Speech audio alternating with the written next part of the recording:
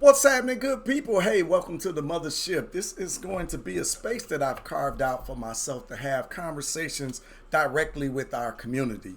I gotta let me just y'all know, if you've been around urban intellectuals before, give me a one down in the comments. If this is new to you, don't know who I am or what's going on, drop a zero down in the comments. But for my people that drop those ones or more, y'all know how we get down. If you really in our tribe and our community, then you appreciate this space that I'm carving out. Because I've slowed down video production because I kind of got all in my head. And, the algorithm and YouTube works this way and it appreciates this and that. And I don't really want to get into that. What I want to get into is connecting with you, kind of like we do at Sunday dinner, kind of like we do at our virtual events, at our lectures and things like that, right? So and y'all know how it is when we're in the space together, right? So I want to recreate that space and continue to create the content and have the connection, but with you in mind and not necessarily the algorithm or growth. That's how I think I got off. Y'all know I'm pretty transparent with the company and the business and the things that we are doing. So I want to say welcome, right? And I appreciate you for being here. I gave it away as supposed to be. I'm working my new system, right? Happy Mother's Day. This is my mama. So happy belated Mother's Day. I did want to make sure that I said that just because it's the week after and we always celebrate mamas. So shout out to the mamas out there. But I'm always pretty transparent with the company and like where we at and what we're working on and what's going on. So again, I just wanted to create another little space like that where we could continue to have some of the discussions. I can share some stuff. I can be me, y'all. I can be me. Hey, who is me? My name is Freddie Taylor. I'm the CEO and founder of Urban Intellectuals.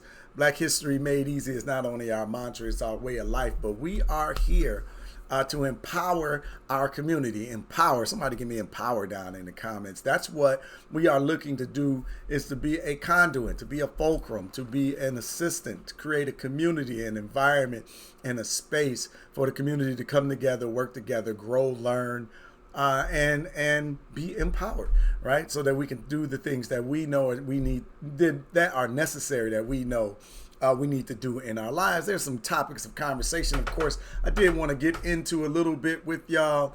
The refugees are landed in the United States, y'all. The Trump administration has deemed the white South Africans refugees, and they need asylum here in the United States, and they're fast tracking their he's fast tracking their citizenship and all that good stuff, right? For these white South Africans who have been oppressed in a land that their ancestors stole and oppressed people in. Being murdered, I guess, but I see, you see the trail of them walking in. They don't look like they've been abused. I don't know. Don't let me get into speculation over that. I wonder what are your thoughts when it comes down to the white South Africans who are the descendants of the Dutch, right? And the people who murdered, death, killed their way to land, space, resources, opportunities, gold, wealth, and more in that country and on that continent. But somehow they are now, being discriminated against and need asylum in America. And Trump has fast-tracked that. Let me know what you think of that down in the comments. There's too much to say, right? So I'm looking forward to your thoughts. Your boy is always at it. It's always Trump time around. It's always Trump time right now, right? So he's always got a lot to say. But the trade, there's been an agreement with the trade tariffs in China, right? So they've agreed on something. So hopefully the volatility stops. We manufacture in China. We use products really from all over the world, right? But so this has been an important discussion that's been happening in the world that's impacting small businesses, impacting our business, right? So it's definitely something that we've been watching and we've been following and, considering, right? And, looking to move manufacturers to different countries, right? So it's just interesting discussion. I've talked about this before. We have tried to manufacture here in the United States. It has been difficult to say the least. But there's been an agreement. That's what I'm getting at. So hopefully prices are normalized and we can continue to build and grow. All right, I forgot I had this in. This is for Karen from one of, I think this is Sunday Dinner. She says, thank you, Freddie. You're always keeping it real. And thank you, Tamiko, for always holding it down, holding this up, right? This company and community is amazing. We appreciate you, Karen, for participating in Sunday Dinner. If you don't know what I'm talking about, you can go to urbanintellectuals.com/Sunday Dinner. But Grandma's been looking for you. Just remember I told you that. But we commune every Sunday and have deeper discussions inside of our community and grow and build. It's a great space, right? So I just definitely wanted to highlight that. I got my smoothie here, right? I have started to try to clean up my snacking habits, right? So I'm always working on something, some self-improvement angle behind the scenes, so to speak, here at Urban Intellectual. So again, I thought I'd create this space. I think I'm going to call it the Mothership, right? That's kind of how I see my office. Anyway, it's the Mothership. And, you know, this is the epicenter of where we are launching the reality that we're creating. But yeah, I got some spinach, I got apples, bananas, I got beetroot, I got flaxseed, I got peanut butter powder, I got Greek yogurt, almond milk, and I feel like I'm missing something else, but it's pretty good. It works, right? And you know, it kind of curbs some of that hunger sometimes that you feel. So again, we just building, right? I'm always reading something. I recently finished up these two books that I'm about to discuss about how Europe underdeveloped Africa by Walter Rodney. Perfect timing. It's always perfect timing, right? The book was written, I think, for the first time in the early 70s. Then he passed in the early 80s, Walter Rodney.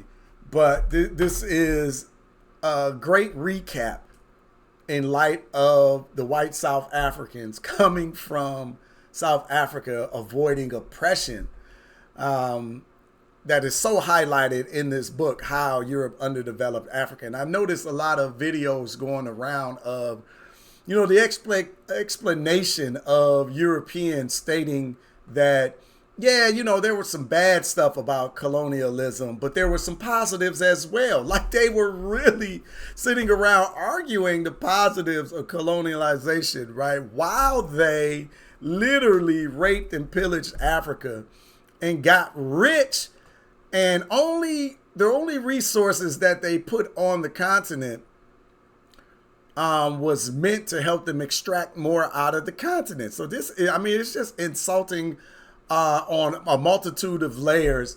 And they keep talking about the education, but the education was meant to make you more subservient. It wasn't an education based on self-sufficiency and growth. Why would an oppressor teach you how to overthrow them? And you see that throughout the entirety of the continent. Again, it's illustrated very well in Walter Rodney's book, How Europe Underdeveloped Africa. But yeah, it's just downright insulting. It's just downright insulting, some of the stuff that these people say, and I think they honestly believe it. That's the wild thing. They honestly believe it. But let me tell y'all my stance. I ain't going back and forth with you. Period. Right? I'm not gonna argue with you. I understand that there's no amount of, you can't out fact crazy. Right? Right? So hey man, praise be, right? If you watching that, praise be, right? Let them deal with that. What we gonna do? That's the question. That's more pervasive, right? What are we gonna do? Let's continue to do our work. This is just the reality of what's going on, which is why you see the trepidation around Ibrahim Traore and his stance on colonialism and cutting the ties. And if you cut the ties of colonialism, you cut their pipeline to this, right? The wealth and the resources. So obviously there's a problem. They've tried the propaganda campaign. Believe me, there's more coming about him. But the ideology has been on the continent before they have unalived individuals that dare to think independently, absent of European thought or control. And one of those individuals is right here, Patrice Lumumba. right? You think they just got into Congo because the Congo just resources was just discovered. Nah, the Congo got a long and deep history. But speaking of Burkina Faso, Thomas Sankara is from literally that country, and Ibrahim Traore is of similar ilk. They didn't like Sankara either. So let's see. Sankara, excuse me.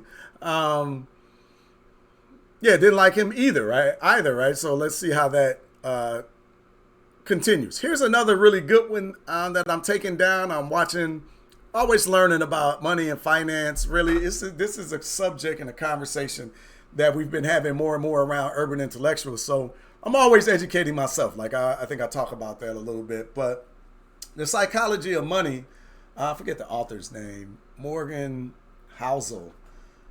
It's really, really good because it's different. It takes a different angle. It's less about the X's and O's. But one thing that she says in there that's pretty interesting is